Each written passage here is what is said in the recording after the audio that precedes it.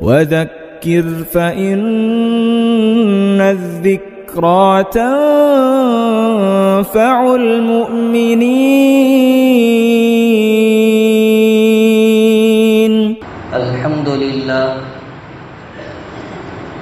الحمد لله وكفى وسلام على عباده الذين اصطفى. أما بعد فأعوذ بالله من الشيطان الرجيم. بسم الله الرحمن الرحيم. وسيعلم الذين ظلموا أي منقلب ينقلبون.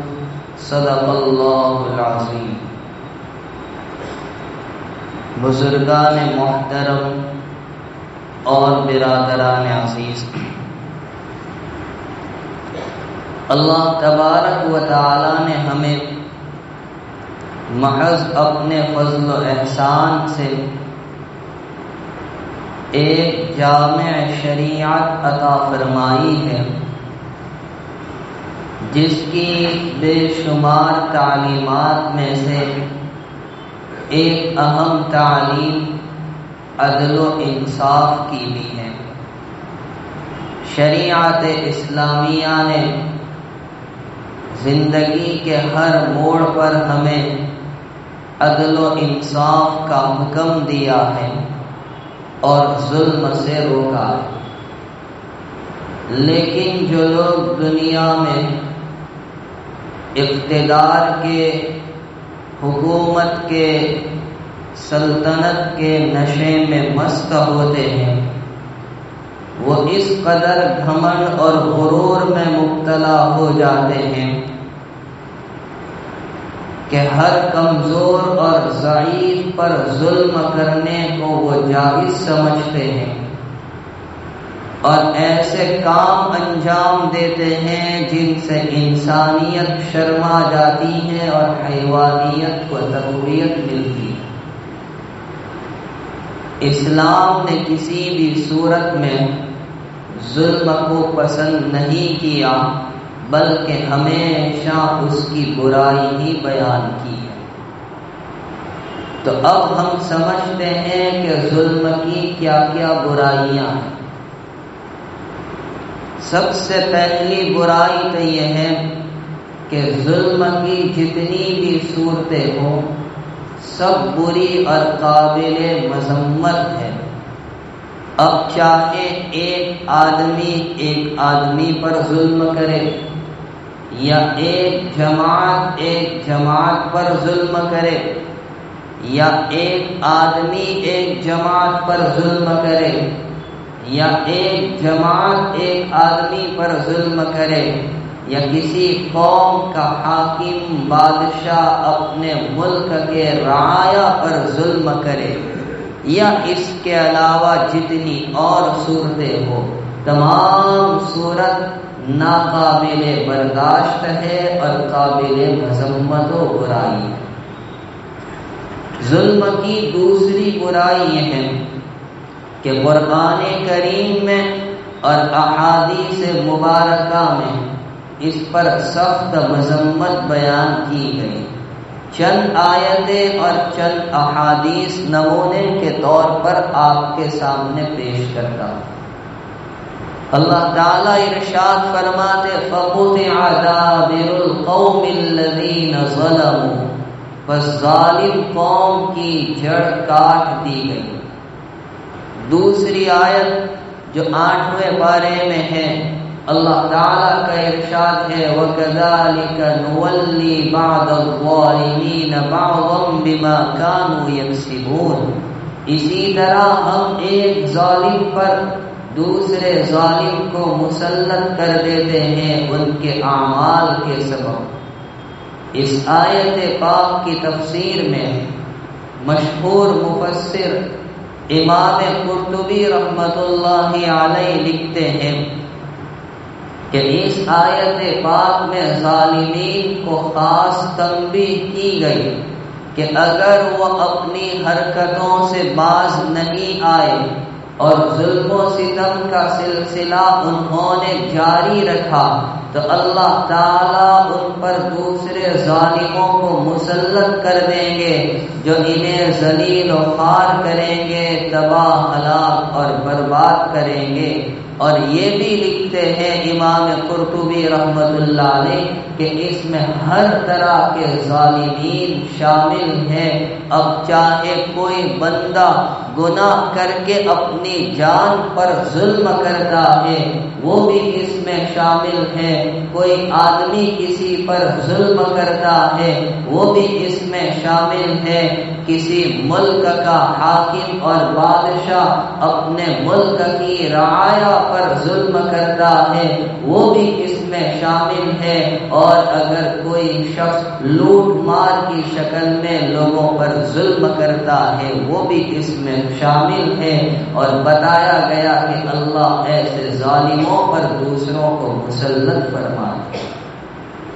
تیسری آیت سورہ ابراہیم میں ہے، اللہ تعالی ارشاد فرماتے ہیں وَلَا تَحْسَبَنَّ اللَّهَ غَافِلًا عَمَّا يَعْمَلُ الظَّالِمُونَ، آپ اللہ تعالیٰ کو ہرگز بے خبر گمان نہ کیجیے ان کاموں سے جن کو ظالمین انجام دیتے ہیں، یعنی ظالمین کے کاموں سے، ان کے اعمال سے رب العالمین بے خبر اور غافل نہیں، بلکہ اس کی نگاہیں ان پر ہیں۔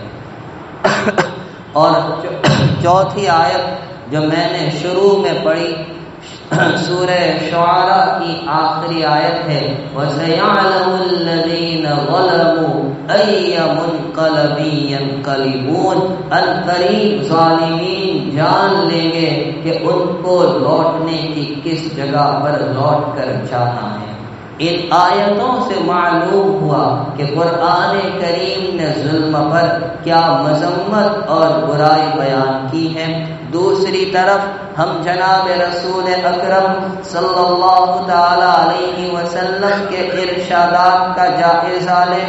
حضور پاک علیہ الصلاۃ والسلام فرماتے الظلم ظلمات یوم القیامہ، کہ ظلم قیامت کے دن اندھیریوں کی اور تاریکیوں کی شکل میں ہوگا۔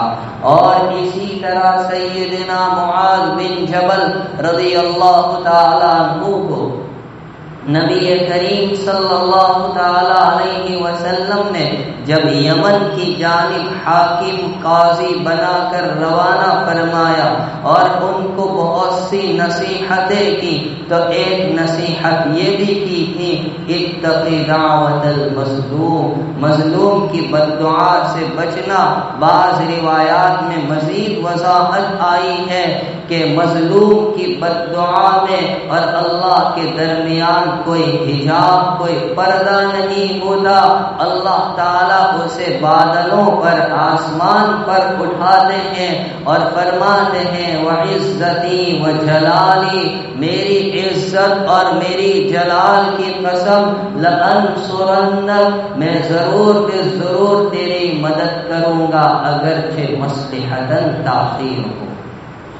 اسی طرح ایک روایت میں نبی کریم صلی اللہ تعالی علیہ وسلم ارشاد فرماتے ہیں اگر کسی نے کسی کی آبرو ریزی کی یا اس پر ظلم کیا تو اس سے معافی مانگ لے قبل اس کے کہ وہ دن آ جائے جس میں دینار و درہم کام نہ آئے، وہاں نیکیاں لی جائے گی۔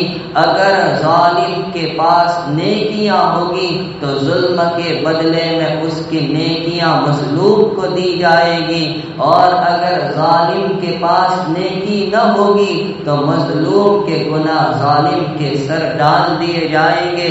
ترمذی شریف کی ایک روایت میں نبی کریم صلی اللہ علیہ وسلم نے مزید وضاحت کرتے ہوئے فرمایا اتدرون من المفلس، کیا تم جانتے ہو مفلس کون ہے؟ صحابہ عرض کرتے ہیں ہم مفلس اور کنگال اسے سمجھتے ہیں جس کے پاس دینار و درہم نہ ہو، روپیہ پیسہ نہ ہو، مال و دولت نہ ہو۔ آقا فرماتے نہیں، نہیں، میری امت کا مفلس وہ ہوگا جو بہت ساری نیکیاں اور اچھے اعمال لے کر آئے گا، لیکن کسی کو مارا ہوگا، کسی کو قتل کیا ہوگا، کسی کو گالی دی ہوگی، کسی کو برا بھلا کیا کہا ہوگا، تو ان کے بدلے کی ادائیگی میں ظالم کی نیکیاں مظلوم کو دے دی جائے گی، اور جب نیکی ختم ہو جائے گی تو مظلوم کے گناہ اٹھا کر ظالم کے سر ڈال دیے جائیں گے۔ یہ میری امت کا کنگال اور مفلس ہوگا۔ اللہ ہم سب کی حفاظت فرمائے۔ اسی طرح ایک روایت میں نبی کریم صلی اللہ تعالی علیہ وسلم ارشاد فرماتے ہیں، میں اپنی امت پر 3 باتوں کا اندیشہ کرتا ہوں۔ نمبر 1، چاند کی منزلوں کے حساب سے بارش کو طلب کرنا۔ نمبر 2، ظالم حاکم کا ظلم کرنا۔ اور نمبر 3، تقدیر کو جھٹلانا کہ تقدیر سے کچھ ہوتا نہیں، ہوتا وہ ہے جو انسان کرتا ہے۔ آقا فرماتے میں اپنی امت پر ان 3 باتوں کا اندیشہ کرتا ہوں۔ خلاصہ یہ ہے کہ نبی کریم صلی اللہ تعالی علیہ وسلم نے ظلم کی بڑی مذمت اور برائی بیان کی، بلکہ یہاں تک فرمایا انصر اخاک ظالما او مظلوما، اپنے بھائی کی مدد کرو چاہے وہ ظالم ہو یا مظلوم ہو۔ صحابہ پوچھتے وہ مظلوم ہو تو اس کی مدد کرنا سمجھ میں آتا ہے، ظالم کی مدد کیسے کی جائے؟ فرمایا اس کو ظلم سے ہو۔ تو ظلم کی دوسری برائی یہ ہے کہ قرآن و حدیث میں اس پر سخت مذمت وارد ہوئی۔ تیسری برائی ظلم کی یہ ہے کہ اس کا انجام برا ہے۔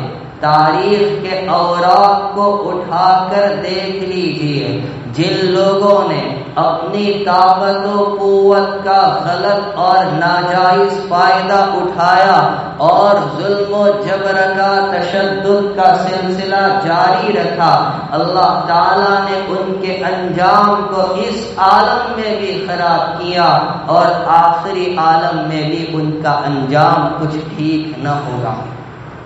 ایسی ایک نہیں دسیوں مثالیں پیش کی جاتی ہیں۔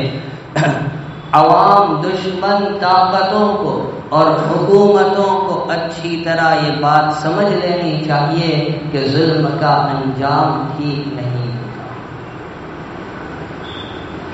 روایتوں میں آتا ہے، امام ابن ابی الدنیا علیہ الرحمہ نے لکھا ہے کہ سیدنا عثمان بن عفان رضی اللہ تعالیٰ عنہ کے مخالفین میں ایک بندہ تھا جس نے یہ کہا تھا کہ جب آپ شہید ہو جائیں گے تو میں آپ کے چہرے پر تھپڑ ماروں گا۔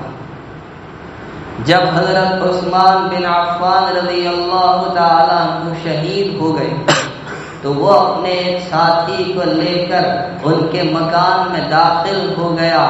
آپ کا چہرہ آپ کی بیوی کے گود میں تھا۔ انہوں نے روکا اور حضرت عثمان بن عفان رضی اللہ تعالی عنہ کے فضائل بتلائے کہ یہ داماد رسول ہیں، ذی النورین ہیں، ان کا کیا مقام اور مرتبہ ہے۔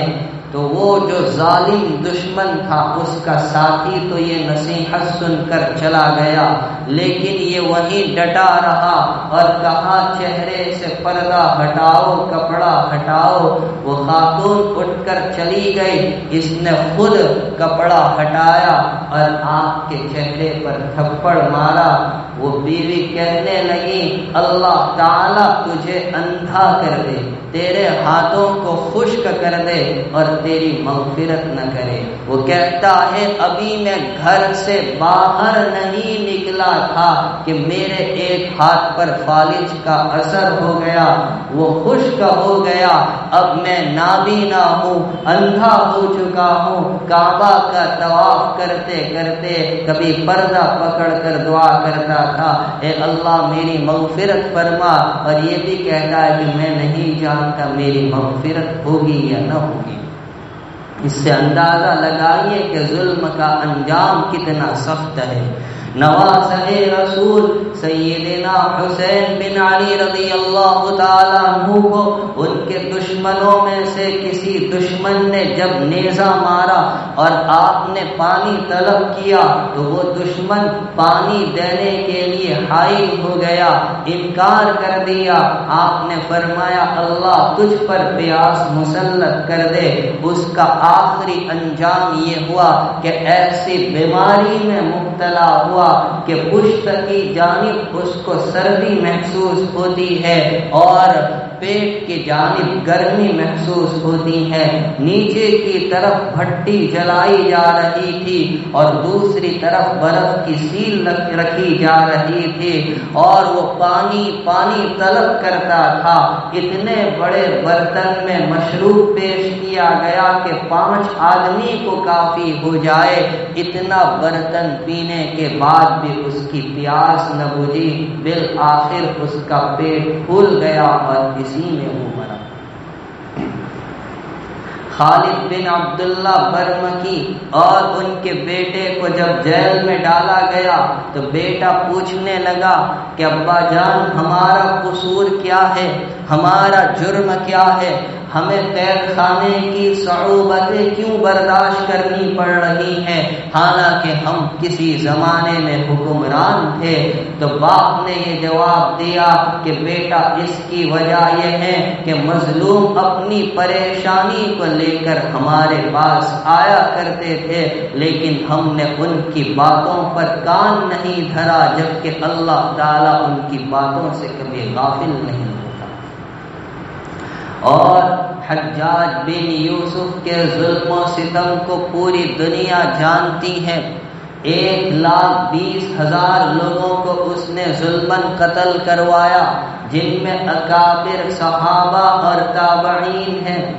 80 ہزار بیک وقت اس کے قید خانے میں ہوا کرتے تھے، 30,000 خواتین اس کے قید خانے میں ہوتی تھی۔ سب سے اخیر میں اس نے جلیل القدر تابعی حضرت سعید بن جبیر رضی اللہ تعالیٰ عنہ کو بڑی بے دردی سے قتل کیا تھا۔ ان کے قتل کے بعد حجاج کی حالت بگڑتی چلی گئی، رات بھر نیند نہیں آتی۔ سعید بن جبیر کی تصویر اسے سامنے دکھائی دیتی تھی اور وہ پوچھتے تھے حجاج تو نے مجھے قتل کیوں کیا؟ میرا جرم کیا تھا؟ میرا قصور کیا تھا؟ وہ کہتا تھا مجھے اور سعید کو کیا ہو گیا، مجھے اور سعید کو کیا ہو گیا؟ وہ ایک بھیانک بیماری میں مبتلا ہو گیا، کسی حالت میں اسے قرار اور سکون نہیں ملتا تھا اور اس کو پیٹ کی کوئی بیماری لاحق ہو گئی۔ وہ پریشان تھا، ماہر طبیبوں کو بلا کر علاج کروایا۔ کسی طبیب نے گوشت کا ایک ٹکڑا ڈوری سے باندھ کر اس کے حلق سے پیٹ تک اتارا، پھر اسے نکالا تو اس کے ساتھ کیڑے لگے ہوئے نکل آئے، جس سے یہ بیماری تجویز پائی کہ اسے سرطان یعنی کینسر ہو گیا ہے، اور اسی طرح وہ تڑپ تڑپ کر مرا۔ اس عالم میں حسن بصری رحمت اللہ علیہ کو بلوایا تاکہ دعا کرے۔ آپ نے فرمایا کہ میں نے تجھے روکا تھا، میں نے تجھے منع کیا تھا کہ اللہ کے نیک بندوں کو اور صلحاء کو مت چھیڑنا اور ان کے ساتھ برا سلوک نہ کرنا، لیکن تو میری بات نہیں مانا۔ بالآخر سعید بن جبیر کی شہادت کے بعد وہ زیادہ زندہ نہ رہ سکا، 40 دن کے بعد مر گیا، لیکن دونوں کی موت میں زمین و آسمان کا فرق تھا۔ سعید بن جبیر کی موت ایسی پاکیزہ موت اور شہادت تھی کہ دنیا سے اس حال میں گئے کہ چہرے پر بھی اطمینان تھا، دل میں بھی اطمینان تھا۔ ان کی موت اوروں کے لیے مشعل راہ بنی اور یہ اس حال میں دنیا سے گیا کہ اندر سے بھی جل رہا تھا، باہر سے بھی جل رہا تھا، کسی حالت میں اسے قرار اور سکون نہیں آ رہا تھا۔ کتنے بندوں کو جب اس کی موت کی اطلاع ملی تو خوشی کے مارے جھوم اٹھے۔ ابراہیم نخعی رحمت اللہ علیہ جیسے جلیل القدر تابعی کو جب اس کی موت کی اطلاع ملی تو خوشی کے مارے جھوم اٹھے۔ جب اسے دفن کیا گیا تو اس کی قبر کا نشان تک بھی مٹا دیا گیا تاکہ لوگ کہیں ایسا نہ ہو کہ اس کی نعش کو نکال کر اس کے ساتھ کچھ بے حرمتی کرے۔ یہ انجام ہے ظالم کا کہ جو لوگوں پر ظلم کرتا ہے اس کی دنیا بھی تباہ ہو جاتی ہے اور اس کی قبر کا نام و نشان تک نہیں رہتا۔ ظلم کی چوتھی برائی یہ ہے کہ ظلم کے ساتھ حکومت کبھی قائم نہیں رہ سکتی۔ آپ تاریخ کے اوراق کو اٹھا کر دیکھ لیجئے، جن کے پاس اقتدار تھا، جن کے پاس طاقت و قوت تھی، حکومت و سلطنت تھی، اور اس کے نشے میں مست ہو کر کمزوروں پر ظلم و ستم کا سلسلہ انہوں نے جاری رکھا، اللہ نے ان کے نام کو صفحہ ہستی سے مٹا دیا۔ فرعون کو دیکھ لیجئے، آج تک اس کی لاش نشان عبرت بنی ہوئی ہے۔ سیدنا علی بن ابی طالب رضی اللہ تعالیٰ عنہ کی جانب یہ جملہ منسوب کیا گیا ہے کہ کفر و شرک کے ساتھ تو حکومت قائم رہ سکتی ہے لیکن ظلم و بربریت کے ساتھ حکومت قائم نہیں رہ سکتی۔ نظام الملک توسی سلجوقی حکومت کا وزیر اعظم تھا۔ اس نے حکومت کے طریقوں اور قوانین پر ایک کتاب لکھی جس کا فارسی نام سیاست نامہ ہے۔ اس میں اس نے یہ تاریخی جملہ لکھا ہے کہ کفر و شرک کے ساتھ تو حکومت ٹک سکتی ہے، ظلم و بربریت کے ساتھ کوئی حکومت کبھی ٹک نہیں سکتی۔ ہر آدمی کا ایک دائرہ ہوتا ہے، عام آدمی کا ایک دائرہ ہوتا ہے، اور جو خاص ہوتا ہے، ملک ہوتا ہے، بادشاہ اور سلطان ہوتا ہے، اس کا ایک دائرہ ہوتا ہے۔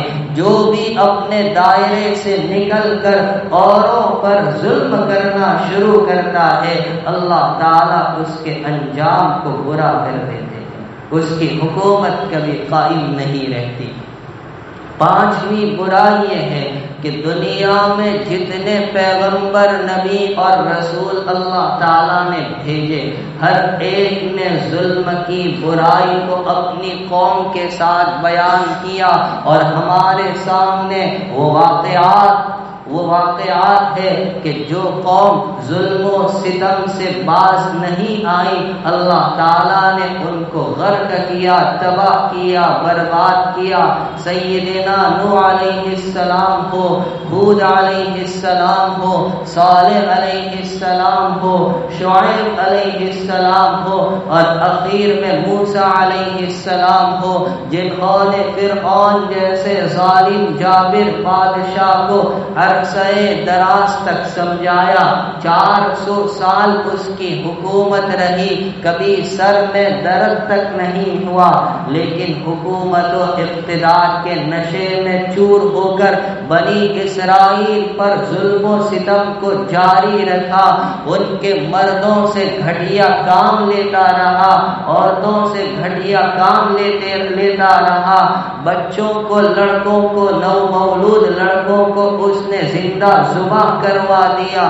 اس طرح کا ظلم اس نے جاری رکھا، لیکن بالآخر اللہ نے اس کو اس کے پورے لشکر کے ساتھ دریا میں ڈبا دیا، حتیٰ کہ دریا نے بھی اس کی نعش کو قبول نہیں کیا، اور آج تک وہ نعش نشان عبرت بنی ہے۔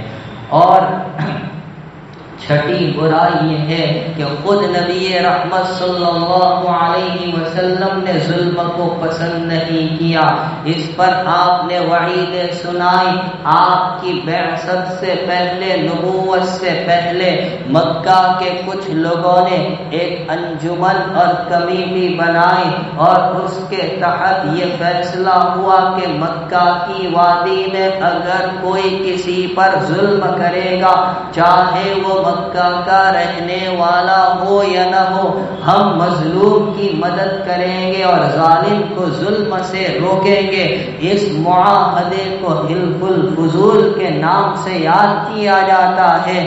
پیغمبر صلی اللہ علیہ وسلم خود اس میں شریک تھے اور بعد میں اس انجمن کا آپ تحسین کے ساتھ، اچھے کلمات کے ساتھ ذکر فرمایا کرتے تھے۔ اندازہ لگائیے کہ ابھی آپ کو نبوت نہیں ملی، لیکن مظلوم کی مدد کے لیے آپ اسی وقت سے تیار ہیں۔ اور ظلم کی ساتویں برائی یہ ہے کہ جس طرح ظلم کرنا برا ہے، ظلم کرنے والوں کا معاون اور مددگار بننا بھی برا ہے۔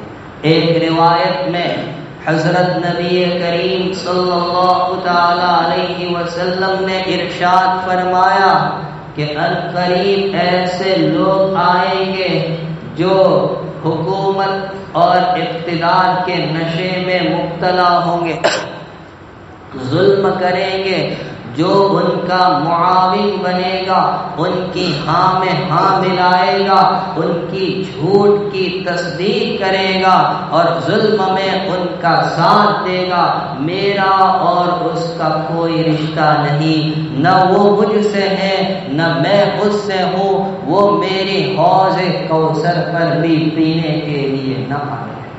ایک روایت میں فرمایا جو ایسے ظالم حکمرانوں کا ساتھ دے، ان کی ہاں میں ہاں ملائے، ان کی جھوٹ باتوں کی تصدیق کرے، ان کا معاون بنے، اللہ کا ذمہ اس سے نکل جایا کرتا ہے۔ سفیان ثوری رحمت اللہ علیہ کے پاس ایک درزی آیا، وہ کہنے لگا کہ میں ظالم بادشاہ کے کپڑے سیتا ہوں، تو کیا میں بھی ظلم میں شریک ہوں؟